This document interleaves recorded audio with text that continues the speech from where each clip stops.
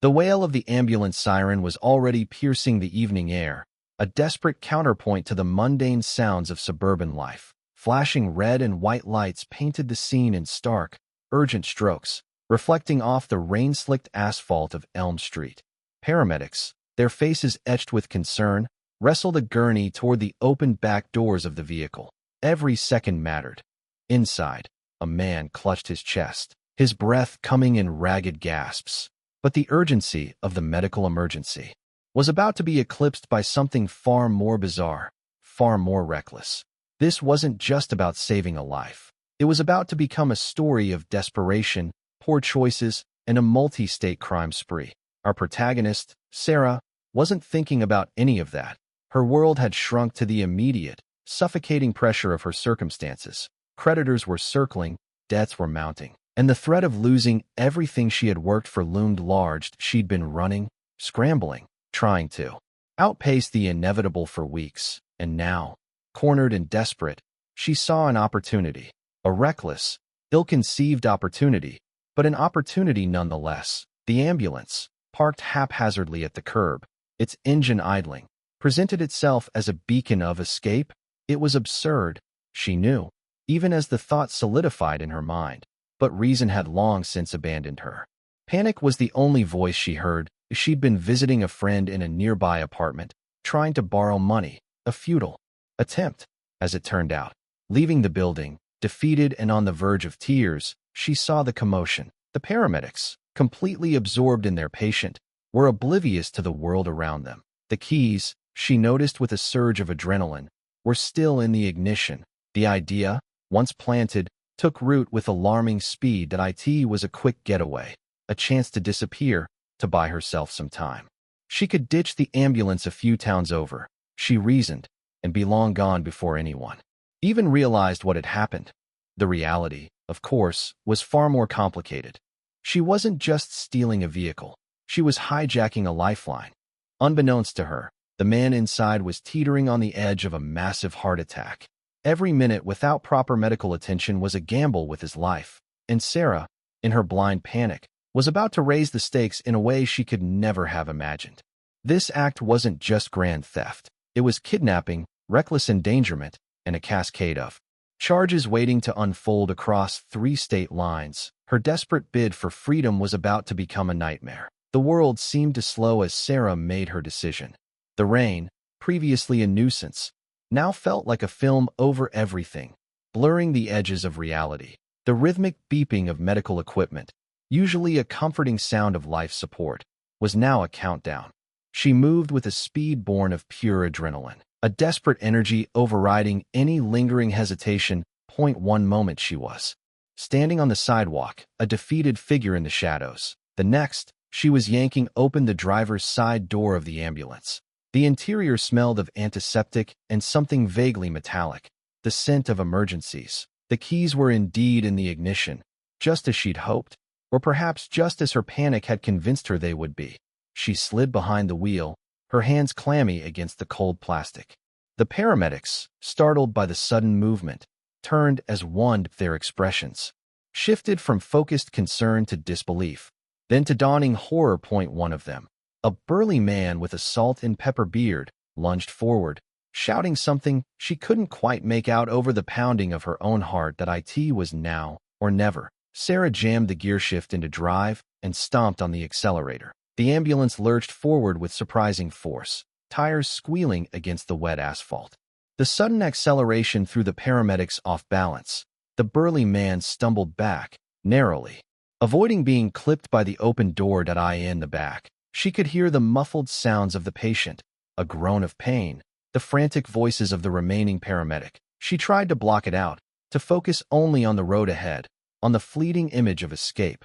The ambulance careened down Elm Street, weaving slightly as Sarah struggled to maintain control.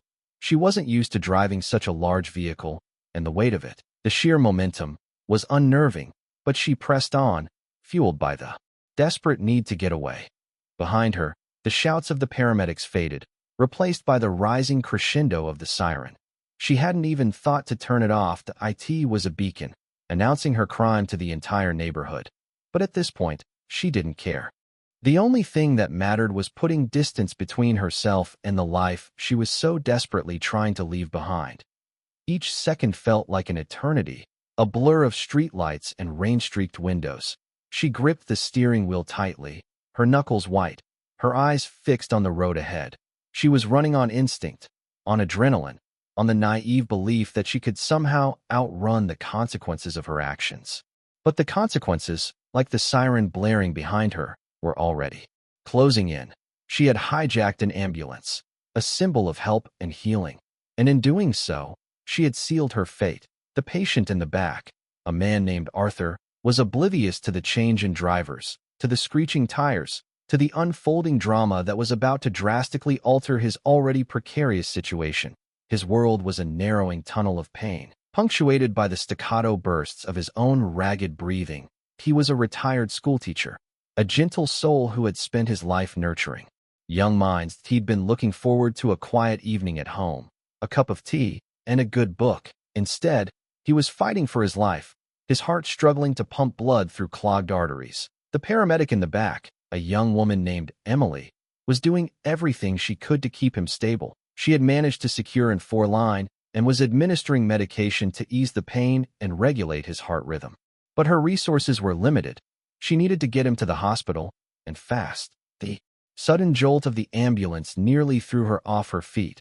She grabbed onto the side of the gurney, her eyes wide with alarm. "What was that?" she shouted, her voice barely audible above the siren. Arthur groaned, his eyes fluttering open for a moment before closing again. He was barely conscious, his body shutting down under the strain. Emily tried to radio the driver, but there was no response. She tried again, her voice rising in panic. "Driver, what's going on? We need to get to the hospital." Silence. Then, a new voice, unfamiliar and laced with desperation. "Just stay back there and don't cause any trouble," Sarah said, her voice tight with anxiety. Emily's blood ran cold. She knew, instinctively, that something was terribly wrong.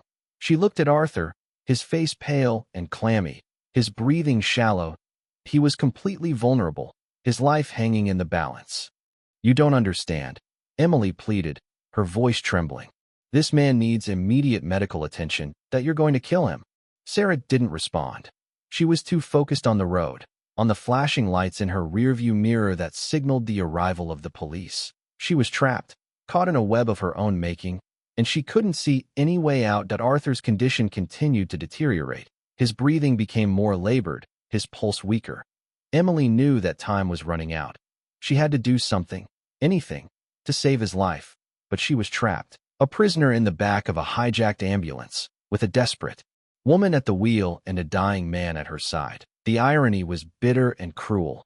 An ambulance, meant to be a symbol of hope and healing, had become a vehicle of despair and potential death. Sarah, ignoring Emily's desperate pleas, gripped the steering wheel even tighter. The adrenaline was starting to wear off, replaced by a cold, gnawing fear. The flashing blue and red lights in her rearview mirror were growing larger, closer.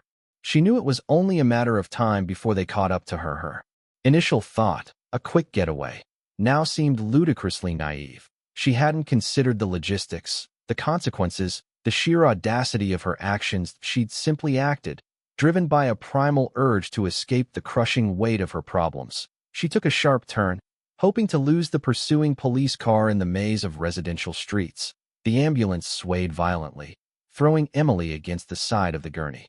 Arthur groaned again, a sound that tore at Sarah's conscience, a conscience she had tried so hard to ignore. "Please," Emily cried out, her voice strained. "You're making it worse. Every bump, every turn is hurting him. He needs a hospital, now." Sarah glanced in the rearview mirror. The police car was still there, its headlights cutting through the darkness. She couldn't outrun them. She knew that, but she couldn't bring herself to stop, to face the music, to accept the consequences of her actions. She made another turn, this time onto a highway on-ramp. She pressed down on the accelerator, the ambulance shuddering as it gained speed. The wind howled through the open windows, drowning out Emily's pleas and Arthur's groans. The highway stretched out before her, a ribbon of asphalt disappearing into the darkness. She was heading north, away from her problems, away from her responsibilities, away from the life she had known. But she was also heading toward an uncertain future, a future defined by her impulsive act of desperation. As she sped down the highway, Sarah couldn't shake the image of Arthur's face, pale and strained, his eyes filled with pain. She knew she was responsible for his suffering, that her actions had put his life in danger. The weight of that knowledge was almost unbearable. She glanced at the fuel gauge. It was hovering near empty. She hadn't even thought about filling up the tank. Her escape plan, if it could even be called that, was falling apart around her. She was running out of gas, running out of road, and running out of time. The police were closing in, Arthur was fading fast, and Sarah was finally beginning to realize the full extent of her disastrous mistake. The quick getaway she had envisioned was turning into a slow-motion train wreck, a catastrophe that would leave a trail of destruction in its wake. The initial minutes after the hijacking were a blur of adrenaline and fragmented thoughts. Sarah's mind, already frayed from weeks of stress, clung to the desperate hope that she could simply disappear. She imagined ditching the ambulance on some deserted back road, wiping away any trace of her presence, and blending into the anonymity of a new town, a new life. Her flawed logic stemmed from a place of pure desperation. She wasn't a criminal, not really. She was a woman pushed to the edge, making a terrible decision in a moment of panic. In her mind, the ambulance was merely a tool, a means to an end. She hadn't fully grasped the implications of her actions, the potential harm she was inflicting on others. The siren, initially a source of anxiety, soon became a twisted comfort. It cleared the way, forcing other cars to pull over, giving her a clear path. She told herself it was helping Arthur, getting him to the hospital faster. Even though she knew deep down that it was a lies, she navigated the siren-filled streets. Sarah's thoughts raced. She pictured her creditors, their faces contorted with anger. She saw the eviction notice taped to her door. She felt the weight of her mounting debts, the crushing pressure of her failing business. All of it seemed to justify her actions, to somehow excuse the reckless decision she had made. She convinced herself that she would turn herself in later, after she had bought herself some time, after she had figured out a way to salvage her life. But the later kept receding into the distance, becoming an increasingly distant and improbable possibility. The further she drove, the more surreal the situation became. She was driving an ambulance, with a heart attack patient in the back, pursued by the police, all while clinging to the delusional belief that she could simply walk away from it all. The reality, however, was far more complex and unforgiving. With each mile she traveled, she was digging herself deeper into a hole, adding to the list of charges she would eventually face. The initial escape, the siren-filled streets, the fleeting sense of freedom. It was all an illusion, a fleeting moment of defiance that would ultimately lead to her downfall. The flawed thinking that had driven her to hijack the ambulance was now a prison, trapping her in a nightmare of her own making. The flashing lights in Sarah's rearview mirror multiplied. The initial pursuit, a single police cruiser, had quickly escalated into a full-blown chase. More patrol cars joined the pursuit, their sirens wailing in a discordant chorus. A helicopter, its spotlight cutting through the darkness, hovered overhead, tracking her every move as the ambulance sped north. The local police contacted state troopers, relaying the details of the hijacking. The information spread like wildfire, alerting law enforcement agencies across the region that it wasn't just a local crime anymore. It was a multi-jurisdictional emergency. The stakes were rising with every mile. What had started as a desperate attempt to escape her personal problems had transformed into a high-speed chase, a public spectacle, a threat to public safety. The kidnapping charge, the reckless endangerment, these were no longer abstract legal concepts. They were tangible realities, weighing heavily on Sarah's conscience. As she approached the state line, Sarah saw a sign, "Welcome to Pennsylvania." She knew that crossing the border would complicate matters even further, triggering a new set of laws, a new wave of law enforcement. But she didn't stop. She couldn't stop. The momentum of the chase, the weight of her actions, had carried her too far. Pennsylvania state troopers were waiting just across the border, their vehicles positioned strategically to intercept the ambulance. Sarah swerved to avoid a roadblock, narrowly missing a line of patrol cars. The chase intensified, the sirens growing Louder, the helicopter hovering closer. The troopers deployed spike strips across the highway, hoping to disable the ambulance. Sarah saw them at the last moment and swerved again, managing to avoid the spikes, but losing control of the vehicle. The ambulance fishtailed wildly, nearly colliding with a guardrail. Emily, in the back, screamed as Arthur groaned in pain as Sarah's heart pounded in her chest. She was losing control, both of the ambulance and of the situation.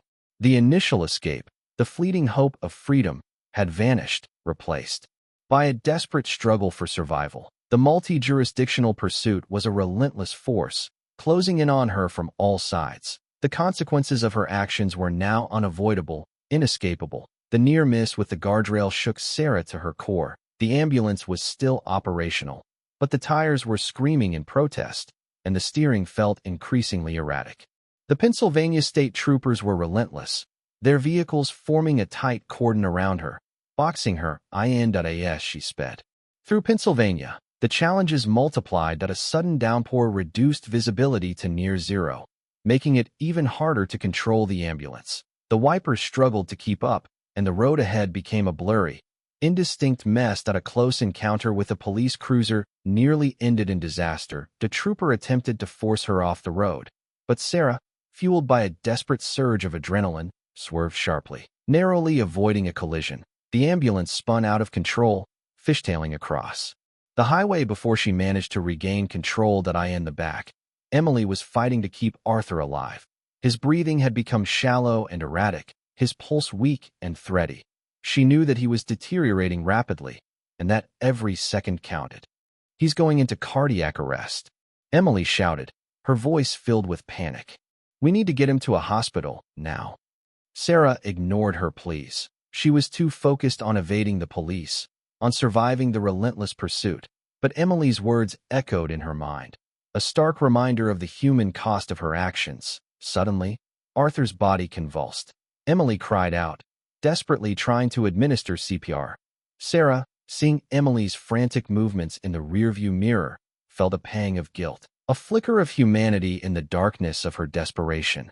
But she pushed it aside, telling herself that she couldn't afford to think about it, that she had to focus on getting away. The ambulance careened through the Pennsylvania countryside, a symbol of desperation and chaos, carrying a dying man and a woman fleeing from the consequences of her actions. The challenges mounted with each passing mile, the police closing in, the weather worsening, and Arthur's condition deteriorating rapidly. The situation was spiraling out of control, and Sarah knew that it was only a matter of time before everything came crashing down. Sarah, desperate and running out of options, crossed the state line into Maryland. The rain hadn't let up, and the darkness seemed to press in from all sides. The helicopter, like a persistent shadow, continued to track her movements from above. Maryland State Police were prepared. This time, the roadblock was more formidable, a wall of police cruisers blocking all lanes of the highway. Sarah knew she couldn't break through it. She had to make a decision, and fast.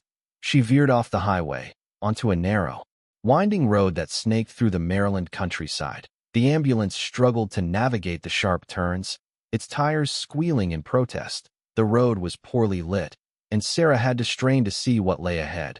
Another set of spike strips appeared, this time hidden in the shadows. Sarah spotted them just in time and swerved to avoid them, but the maneuver sent the ambulance careening towards a steep embankment. She fought to regain control, her heart pounding in her chest. In the back, Emily continued to administer CPR to Arthur, her arms aching, her face streaked with sweat and tears. His condition was critical, and she knew that he didn't have much time left. As Sarah navigated the treacherous road, she couldn't ignore the growing internal conflict. The initial desperation that had driven her to hijack the ambulance was fading, replaced by a gnawing sense of guilt and remorse. She realized the gravity of her actions, the potential consequences for Arthur, for Emily, and for herself. She glanced in the rearview mirror and saw the flashing lights of the pursuing police cars. They were still there, relentless and unforgiving. She was trapped, caught in a web of her own making, with no way out. The helicopter buzzed overhead, its spotlight illuminating the ambulance like a spotlight on a stage. She was a performer in a macabre drama, her every move watched, scrutinized, judged. The weight of her actions finally crashed down on her. She wasn't just running from her problems. She was endangering lives, risking everything. The quick getaway she had envisioned was a distant memory, replaced by the stark reality of her situation. She had to make a choice, a decision that would determine the fate of everyone involved. The internal conflict raged within her, tearing her apart. Inside the ambulance, Sarah's moment of decision came. The narrow road gave way to a T-intersection. Left was more of the same, a winding, treacherous path, deeper into the Maryland countryside. Right, however, led back toward the main highway, and, she assumed, to a greater concentration of law enforcement. She also knew it led to hospitals. The T-intersection. Time seemed to warp and bend at Sarah's mind. A whirlwind of fear and regret struggled to make a rational decision. Left meant continuing down a dark, unknown path, prolonging the chase and potentially endangering everyone further. Right meant facing the music, surrendering to the authorities. But also, crucially, getting Arthur the medical attention he desperately needed. Before she could fully process the options, a series of coughs, wet and ragged, erupted from the back of the ambulance. Emily's frantic voice followed. "He's crashing. I need epinephrine. Now? His airway is closing." The words cut through Sarah's mental fog like a shard of ice. The theoretical consequences she had been trying to ignore suddenly became terrifyingly real. Arthur wasn't just a faceless victim in her desperate escape. He was a human being, fighting for his life, and she was the one preventing him from getting the help he needed. Sarah's hands tightened on the steering wheel.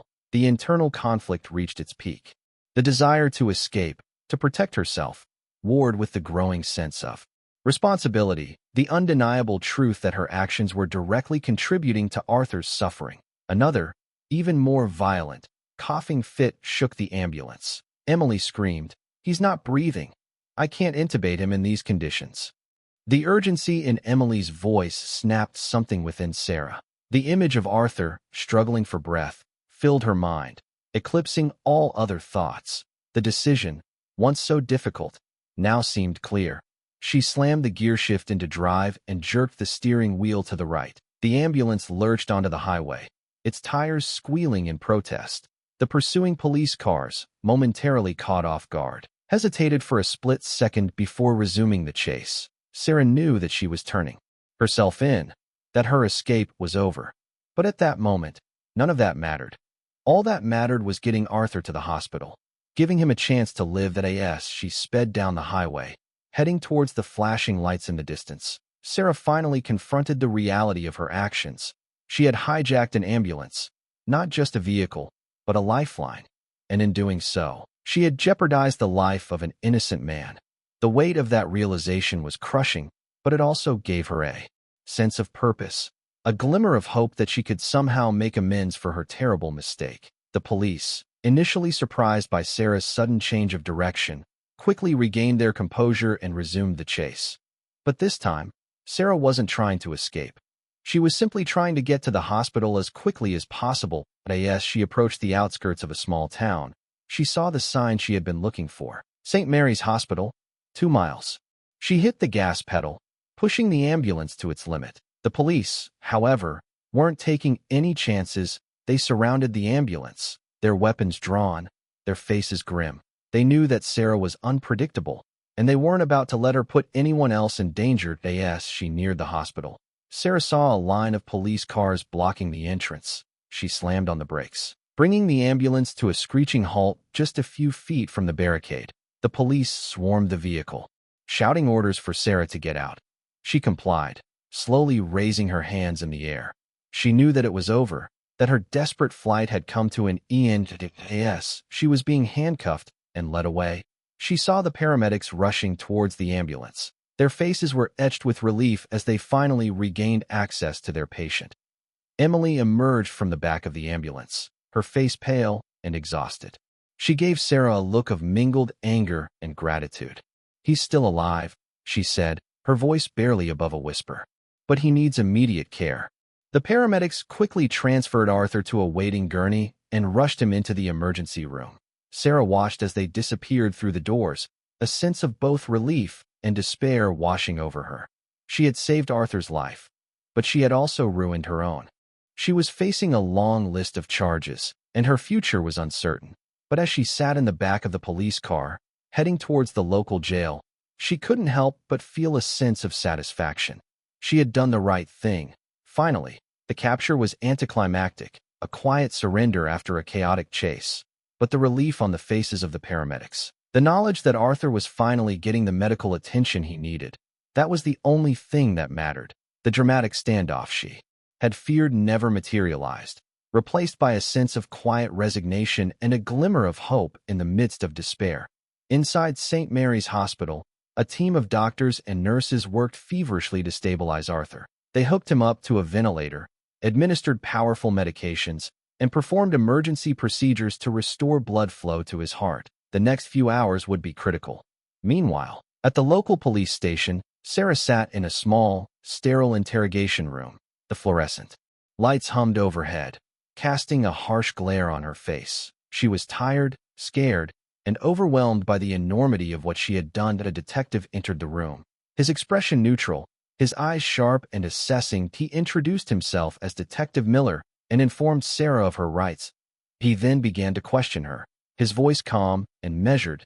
He asked her about her motives, her state of mind, her intentions. He wanted to know why she had hijacked the ambulance, why she had endangered Arthur's life, why she had led the police on a high-speed chase across 3 states. Sarah answered his questions truthfully, explaining her financial difficulties, her desperation, her flawed thinking. She didn't try to excuse her actions, but she wanted him to understand what had driven her to make such a terrible mistake. She told him about her failing business, her mounting debts, the threat of eviction. She told him about the pressure she had been under, the stress that had been building for weeks. She told him about the moment she saw the ambulance, the sudden impulse that had taken hold of her, the desperate hope that she could somehow escape her problems. The detective listened patiently, taking notes, his expression unchanging. He didn't offer any sympathy, but he didn't judge her either. He was simply trying to gather the facts, to understand what had happened. As the interrogation continued, Sarah began to break down. She sobbed uncontrollably, her body racked with guilt and remorse. She knew that she had made a terrible mistake, a mistake that had put lives at risk. She knew that she would have to pay for her actions, and she was ready to accept the consequences. Back at the hospital, Arthur remained in critical condition. The doctors were doing everything they could to save him, but his chances of survival were slim. The delay caused by the hijacking had taken a toll on his body, and he was fighting an uphill battle. The immediate aftermath was a whirlwind of activity, of medical procedures and police investigations, of desperate hope and crushing despair. The list of charges against Sarah was long and daunting, a testament to the scope and severity of her actions. Each state, understandably, sought to hold her accountable for the crimes committed within its borders. The legal complexities of prosecuting a single individual across multiple jurisdictions added another layer of complication to the case. In the initial state where the hijacking occurred, she faced charges of grand theft auto for stealing the ambulance. But that was just the beginning, because Arthur was inside.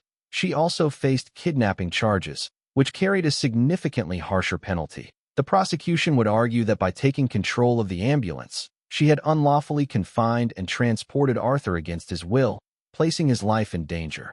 Then there was the charge of reckless endangerment, a charge that applied in all 3 states. The prosecution would argue that Sarah's actions had created a substantial risk of serious physical injury to both Arthur and Emily, the paramedic. The high-speed chase, the reckless driving, the disregard for their safety, all of these factors would be used to demonstrate her culpability. As the ambulance crossed into Pennsylvania, Sarah incurred additional charges related to the pursuit.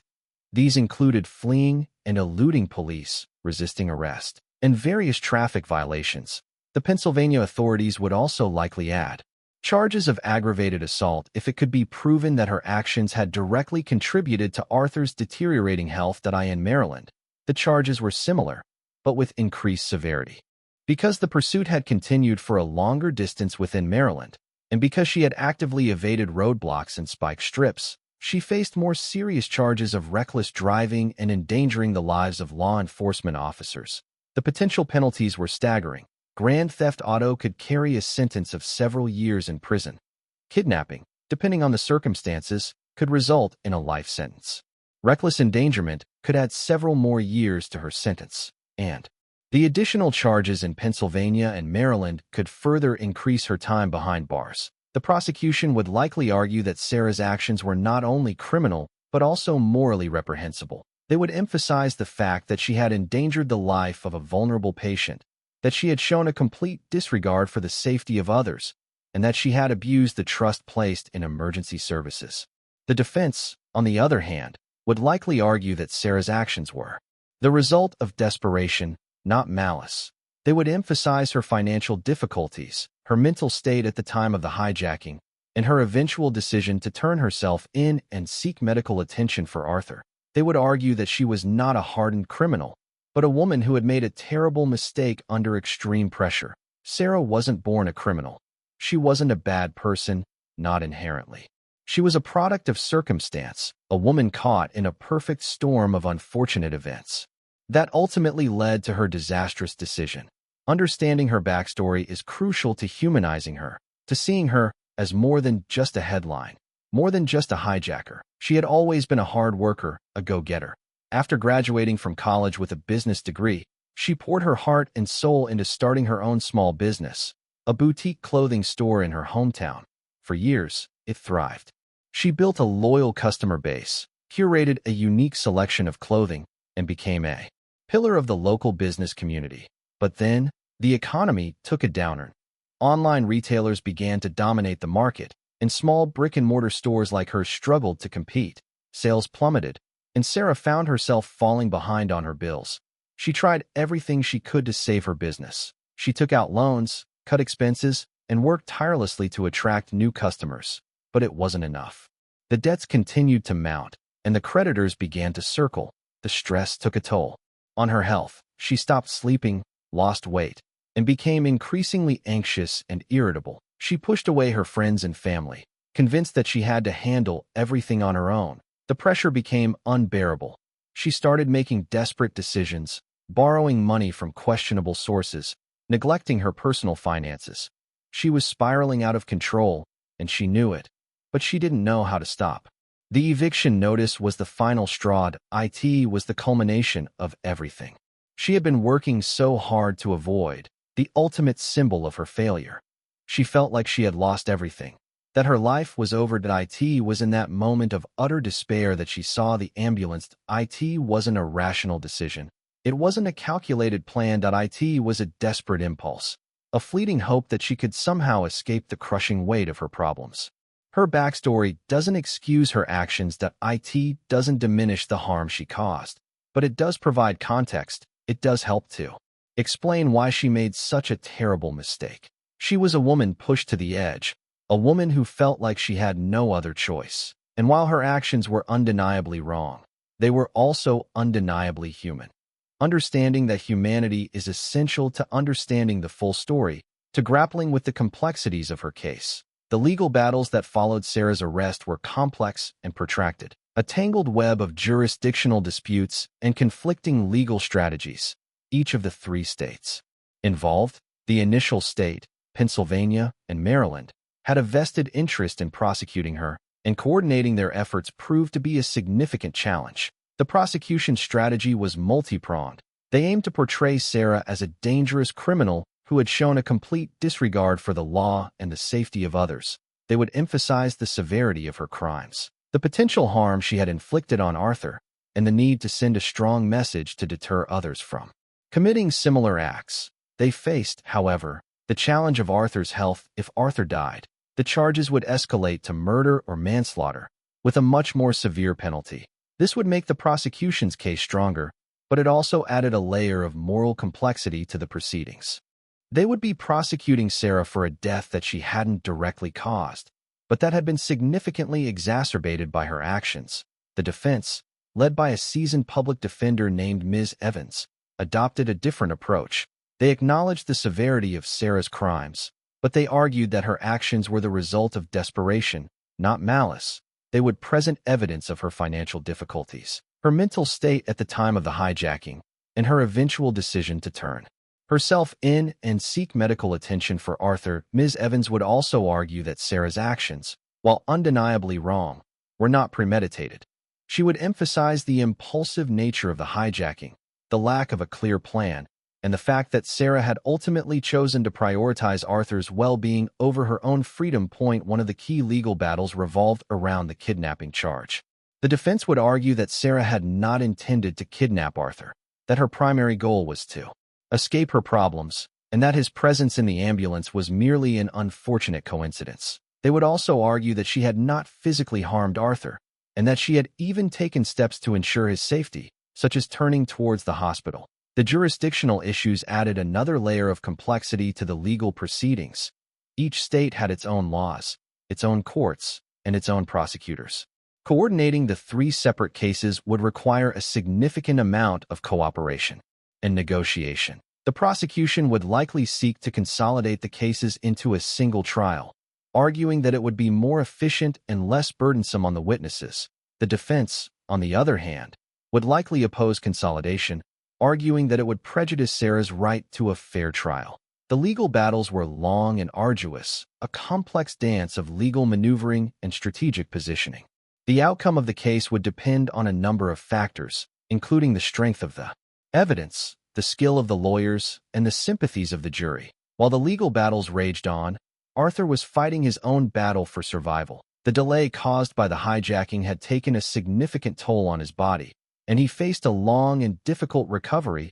He spent several weeks in the intensive care unit, hooked up to a ventilator and a battery of monitors. His family, his wife, and 2 grown children, kept a constant vigil at his bedside, praying for a miracle. When he finally regained consciousness, he was confused and disoriented. He had no memory of the hijacking, only vague recollections of chest pain and flashing lights. His family filled him in on the details, carefully explaining what had happened, who Sarah was, and why she had taken the ambulance. Initially, Arthur was angry and bewildered. He couldn't understand why anyone would do such a thing, why anyone would put his life at risk in such a reckless manner. That he felt violated, betrayed, and deeply shaken by the experience. As he recovered, however, his anger began to subside, replaced by a sense of empathy and understanding. That he learned about Sarah's financial difficulties, her desperation, her flawed thinking. He realized that she wasn't a monster,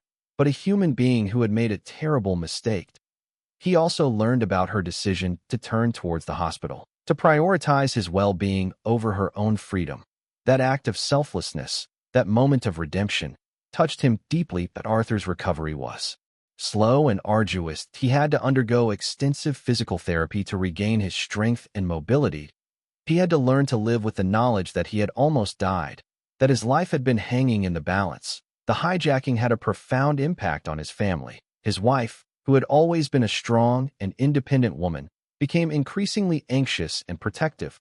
His children, who lived out of state, made frequent trips home to check on him and offer their support. The experience brought the family closer together, but it also left them with lasting scars. They would never forget the fear, the uncertainty, the helplessness they had felt during those harrowing days.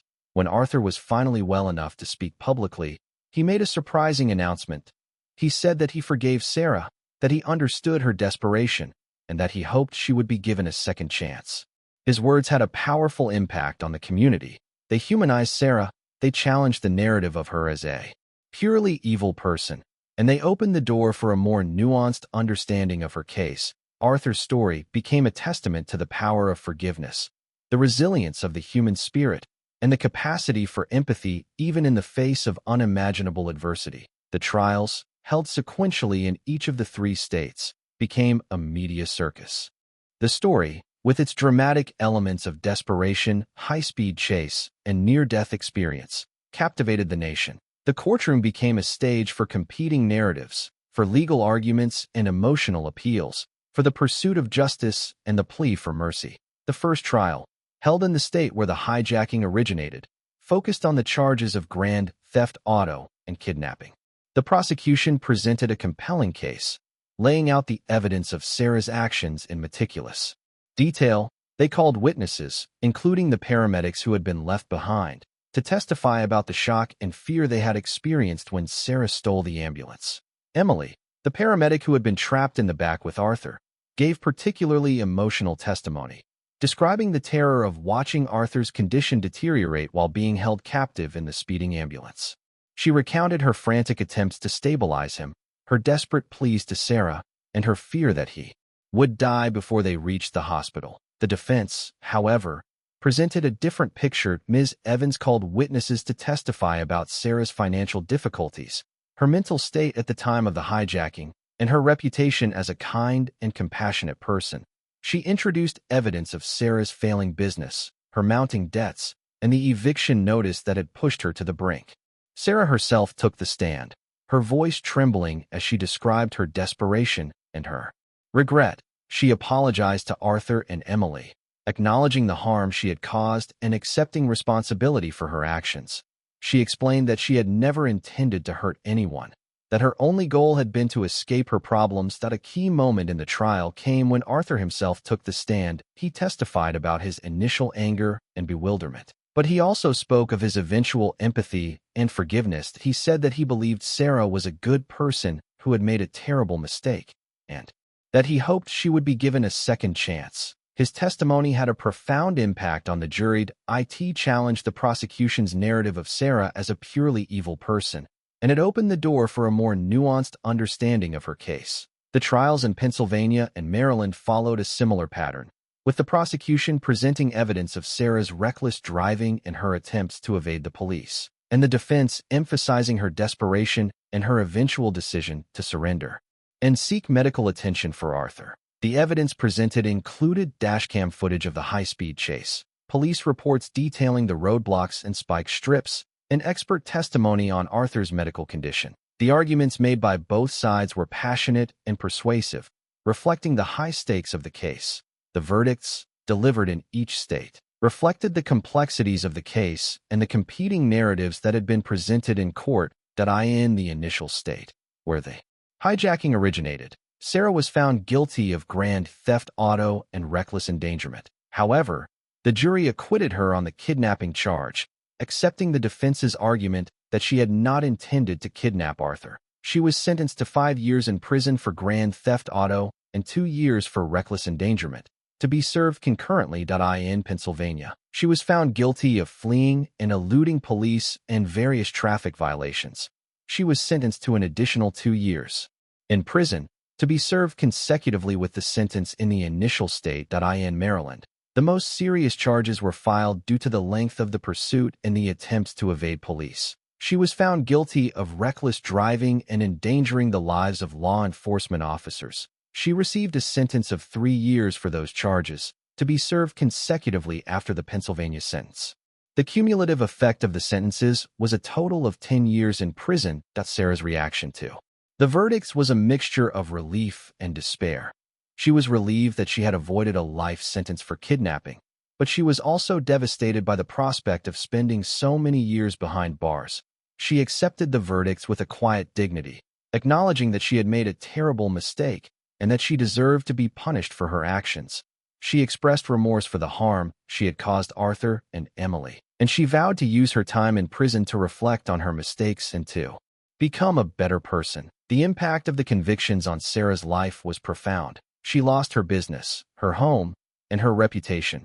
She was ostracized by many in her community, and she faced a long and difficult road to redemption. Her family stood by her, visiting her in prison and offering their support. They believed in her, and they were determined to help her rebuild her life when she was released. Arthur also remained a source of support. He visited her in prison, offering words of encouragement and forgiveness. He told her that he believed she had the potential to do great things, and that he hoped she would use her experiences to help others. The sentences, while harsh, were seen by many as a just outcome. They reflected the severity of Sarah's crimes, but they also acknowledged her remorse and her potential for rehabilitation. The case served as a cautionary tale about the dangers of desperation and the importance of making responsible choices, even in the face of adversity. The case of Sarah, the ambulance hijacker, is more than just a sensational news story. It's a complex and cautionary tale that raises important questions about desperation, consequences, and the impact of impulsive decisions. Sarah's actions were born out of desperation, a feeling that many people can relate to. especially in times of economic hardship. But her story serves as a stark reminder that desperation is never an excuse for breaking the law or endangering others. There are always alternatives, even when they seem impossible to find. The consequences of Sarah's actions were devastating, not only for herself, but also for Arthur, Emily, and their families.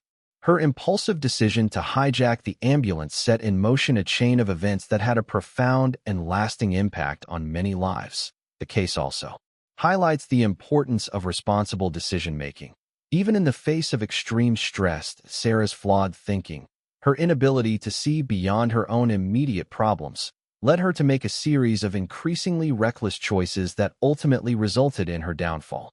The wider implications for emergency services and public safety are significant. The case exposed a vulnerability in the system. The fact that an unattended ambulance could be so easily hijacked that IT prompted many emergency services agencies to review their security protocols and to implement new measures to prevent similar incidents from happening in the future. IT also raised questions about the mental health of first responders, the stress and trauma they face on a daily basis, and the need for adequate support systems to help them cope with those challenges. The case of Sarah, the ambulance hijacker, is a story about the human condition, about the capacity for both good and evil, about the choices we make and the consequences we face. That it's a story that reminds us of the importance of empathy, forgiveness, and the unwavering pursuit of justice. IT is also a reminder that even in the darkest of times, there is always hope for redemption. That Sarah's story, while tragic,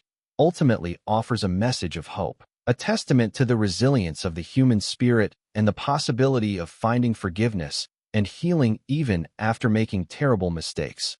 The ripples of her actions spread far and wide, impacting the lives of many and prompting reflection on the systems and choices that shape our world.